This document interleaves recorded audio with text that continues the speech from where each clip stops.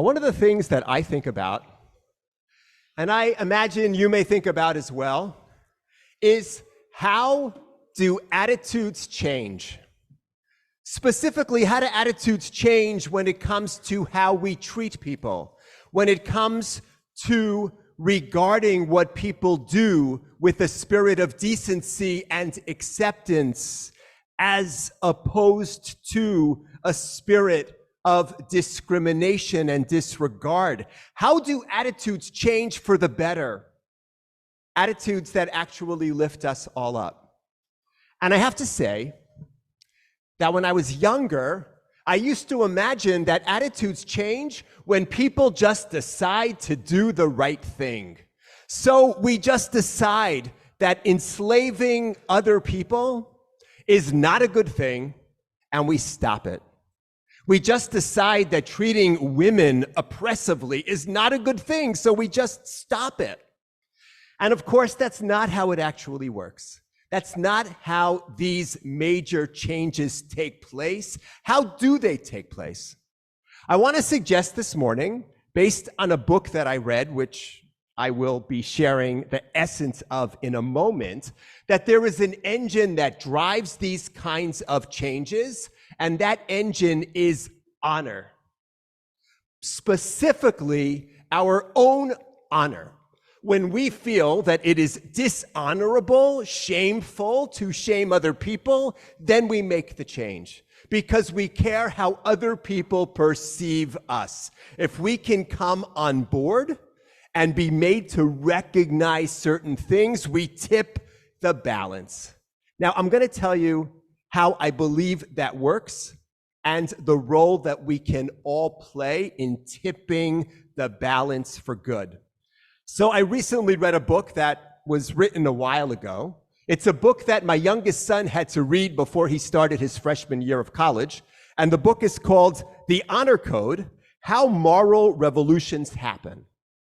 It was written by a then professor at Princeton, now at NYU, named Kwame Anthony Appiah. You may recognize him because he is the ethicist who appears in the Sunday Times. He answers people's questions about ethical dilemmas.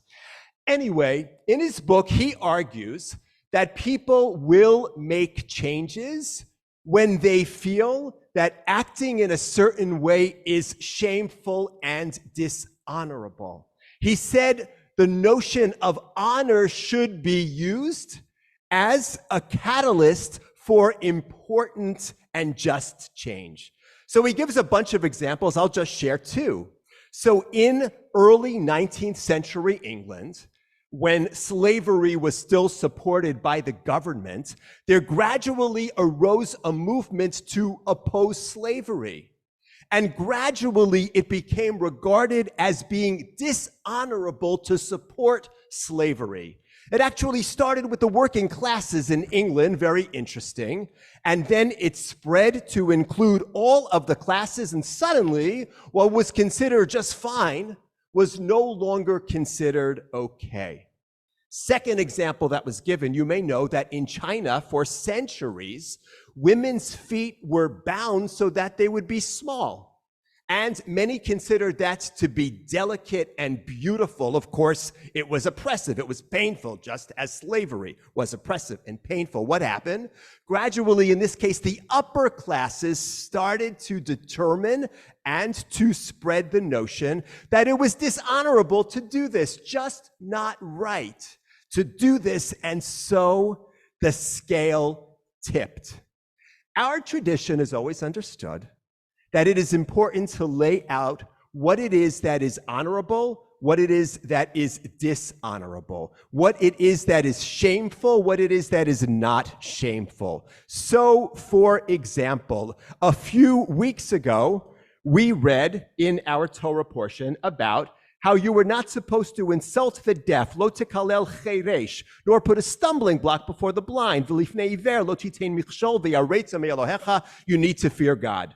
Last week, we read about how people who had lands were supposed to leave the corners of their land for anybody who had a need to come and glean. Le'ani v'lager ta'azov otam, To the poor person, to the stranger, you should leave them. Ani Adonai Elohechem, I am the Lord your God. And this week, lo tirdebo befarach, when it comes to somebody who is down on their luck financially, do not oppress the person. Ve'areta me Elohecha, fear God.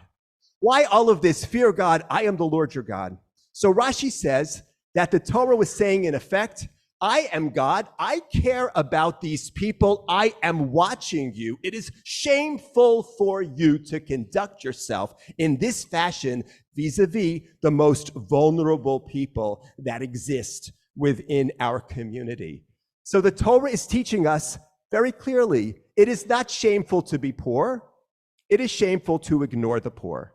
It is not shameful to be an orphan or a widow. It is shameful to ignore the orphan and the widow and the stranger. It is not shameful to be deaf or blind. It is shameful to take advantage of these people. It is not shameful to fall on hard financial times or to be born into poverty. It is shameful to ignore the plight of those who are in these circumstances. Now, we may feel or we may not feel that God is watching us, but guess what? Other people are watching us. And so we should harness that sense of we want to be doing the right thing so that the right thing ultimately can be done. It is undeniable that none of us wants to be considered to be lacking in basic decency when it comes to the way that we regard other people. So how do you tip it? How do you get to the tipping point where that which was considered okay generations ago, or maybe even a few years ago, is not considered okay? Where that which was considered honorable is now considered dishonorable? And here's where we all play a role.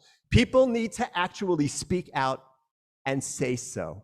People need to use their authority to make clear what is shameful and what is not shameful. So I am going to demonstrate that as somebody who has authority within a community, but each of us needs to do this within our own sphere, wherever we are, where people are looking at us and noting what we say and what we do.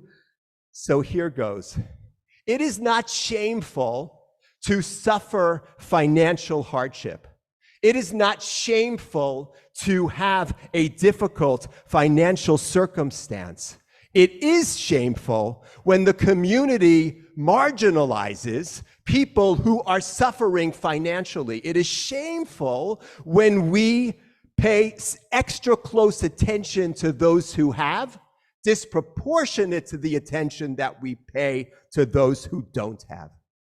It is not shameful for individual people to struggle with emotional challenges, to struggle with addiction. It is not shameful for people to identify their own nature, whether it comes to their personality or their gender or their sexuality. None of that is shameful. What is shameful is when people in the community vilify those who are struggling and vilify people who are trying to be their authentic selves in the world. It isn't shameful to look the way we look.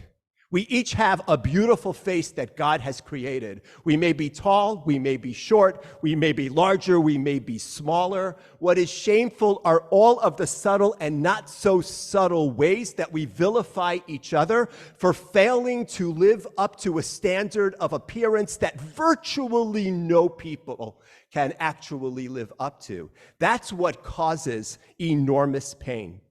It is not shameful to speak out for greater understanding and empathy for other people. It is shameful when those who try to do so are vilified in all sorts of places, including online.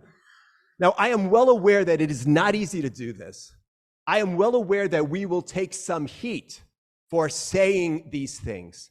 And I want to share something which I read that was written by a pastor in Virginia. And what she said was the following: if you are not on the receiving end of any of the stuff that is thrown at the people that you claim to support, then you're not standing close enough to them. Let's not be afraid. We know what's right. We know what's honorable. We need to use our own influence to stand up on behalf of that which is right and that which is honorable. And then slowly, slowly, the tide will turn. In a few moments, we're going to be reciting Kedusha, and I want to conclude with unpacking a verse of the Kedusha prayer, which is interesting and in some ways may seem self-contradictory. We say about God, Kivodo Malei Olam. God's honor fills the world. And then we ask, Aye Mekom Kivodo. Where is God's honor? How could it be that God's honor fills the world and we don't even know where it is? And so I would suggest that God's honor, kavod, is everywhere. It's just not always apparent. We act in partnership with our Creator by lifting up that which is honorable, by using honor as a means of achieving that which is good.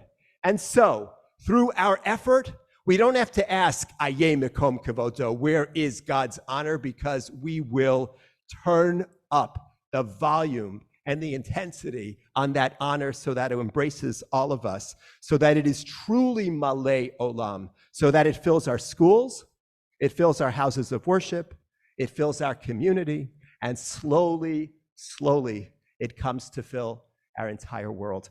We are in this together. Let us do what we can to raise up that which we know to be the right thing, that which we know to be eminently honorable. Shabbat Shalom.